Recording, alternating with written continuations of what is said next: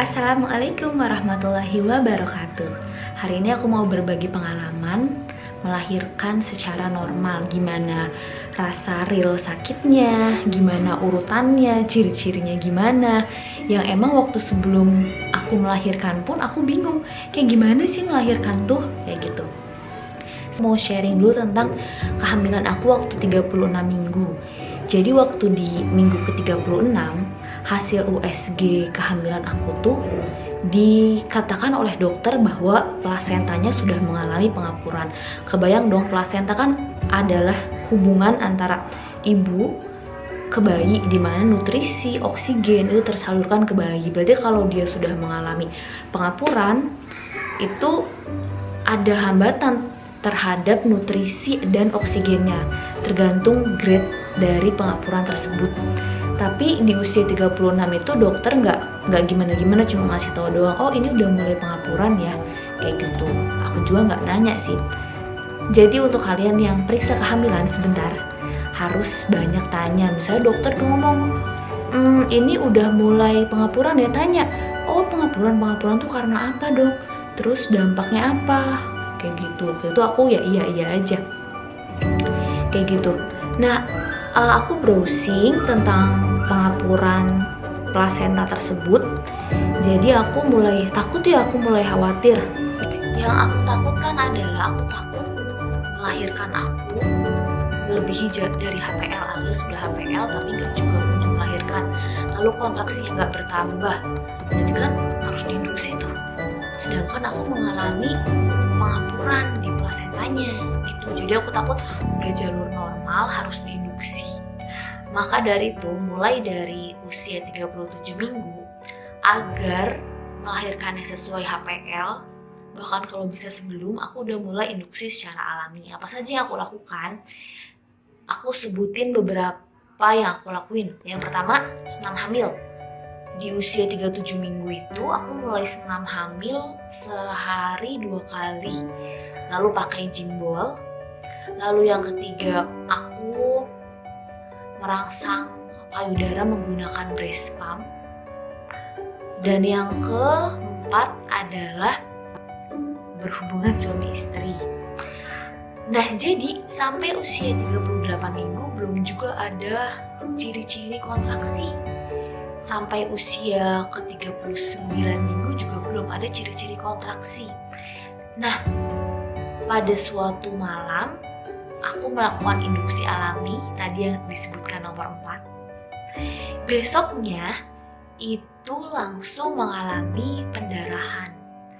Nah, berdasarkan referensi yang aku baca, salah satu ciri sudah mau lahiran itu adalah bisa jadi kontraksi duluan atau bisa jadi ada pendarahan. Nah, menurut aku itu udah menuju kontraksi, udah menuju waktu lahir aku. Itu tepat banget di usia 39 minggu lebih 1 hari gitu. Jadi pada hari itu juga tuh, itu adalah hari Selasa, hari ke-4 Ramadan. Nah, pada saat hari itu juga aku langsung keluar jalan kaki biar pembukaannya cepat. Sebenarnya aku pede-pede aja sih, ini pembukaan, ini pasti pembukaan, ini mau menuju kontraksi. Jadi aku jalan sendiri, gak ngajak suami, gak apa, aku jalan sendiri. Waktu itu kontraksinya belum datang, pasti deg-degan banget karena orang bilang kan kontraksi itu sakit, sedangkan aku belum ngerasain. Kayak aku siap, tapi deg-degan banget. Subuh mungkin sekitar jam 9 atau 10 tuh udah mulai kerasa sakit. Tapi sakitnya tuh kayak gini, sakit, hilang, sakit, hilang. Kalau dijelaskan sama orang-orang katanya sakitnya tuh kayak menstruasi. Dan aku ngerasa iya, sakitnya tuh kayak bukan sakit di perut gitu loh. Jadi sakitnya tuh kayak di belakang pinggang kita gini. Sakitnya di situ. Jadi kalau misalnya rasa sakit itu tiba, aku mau harus dilus atau diusap bagian tubuh belakangnya ini. Kalau enggak tuh rasa sakitnya tuh sakit banget. Seperti itu. Nah, itu adalah hari Selasa. Jam 10 makin intens. Belum makin intens, aku masih bisa masak untuk suami. Saat itu aku bikin Pokoknya bikin ayam, olahan ayam untuk suami, masih bisa nyebelin makanan suami, bisa makan. Nah akhirnya sore itu aku ke klinik mau ngecek apakah ada pembukaan atau enggak, karena kan udah mulai rasa sakit. Setelah dicek ternyata baru pembukaan gua yang aku baca, pembukaan gua tuh belum ada apa-apanya rasa sakitnya, tapi itu udah ngalamin, udah sakit gitu menurut aku. Berikutnya habis maghrib pulang dari klinik habis maghrib, semakin malam semakin jadi tuh rasa sakitnya. Kalau misalnya rasa sakitnya tiba, aku bener-bener kayak lagi megang HP pun gak kuat. Jadi lagi gak sakit megang HP, aku taruh langsung tuh siap-siap ke rasa sakit berikutnya. Kalau orang mungkin lagi sakit kayak gitu masih pembukaan lo masih bisa senang, kalau aku kayak udah gak bisa gitu. Batas sakit yang pernah aku alami itu batas sakitnya sekitar 8 dari 10 rasa sakitnya. Bisa tidur? Nggak bisa tidur. Lalu setelah itu pasti yang namanya istri kesakitan bikin pusing suami juga ya, apalagi waktu itu lagi ada wabah pandemi corona di mana persalinan itu nggak boleh ditemenin siapa-siapa, harus sama suami saja, bahkan orang tua pun enggak. Jadi emang aku tinggal sama suami ngadepin istri yang baru pertama kali melahirkan, dia juga nggak tahu gimana, dia juga ikut panik gitu. Jadi menurut aku saran aku berikutnya adalah untuk suami kalau lihat istrinya sakit gitu tetap tenang, pura-pura tenang lah, nggak apa-apa. Walaupun iya nggak bakal bisa tenang, nggak bakal bisa tidur juga. Rasa sakitnya semakin sakit hingga akhirnya aku udah gak kuat lagi, itu sekitar dini hari. Tepatnya habis sholat subuh aku ke klinik lagi dan dilihat itu pembukaannya baru pembukaan 3. Jadi dari sore jam 5 ke subuh berikutnya itu baru nambah 1 pembukaan. Ya ampun, lama banget nunggu pembukaan itu. Sampai akhirnya datang, dirasain aja udahlah. Akhirnya aku balik lagi pulang ke rumah, berusaha pakai jimbol biar pembukaannya terus bertambah. Tapi kalau misalnya sakit itu datang, aku gak kuat banget, kayak bahkan untuk ngayun di jimbol aja kayak gak kuat banget, itu lemes banget, kayak udah mau nyerah banget. Bahkan sama kakak aku pas datang ke rumah sekitar pagi tuh kayak diledek, udah sisir aja gitu. Tapi karena aku adalah pengguna BPJS ya seperti itu. Nah akhirnya sakitnya sudah makin menjadi banget dan orang tua datang ke rumah itu sekitar pukul 8 pagi. Aku kembali lagi ke klinik. Setelah dicek pembukaannya tambah 1, jadi pembukaan 4. Itu yang namanya sakit bener-bener. Latihan nafas, aku udah berulang-ulang nonton YouTube yang namanya latihan nafas perut, latihan nafas ya bermacam-macam lah, latihan nafas sebelum kontraksi itu tiba yang katanya nggak boleh ngeden, maka nafasnya harus seperti ini. Itu buyar.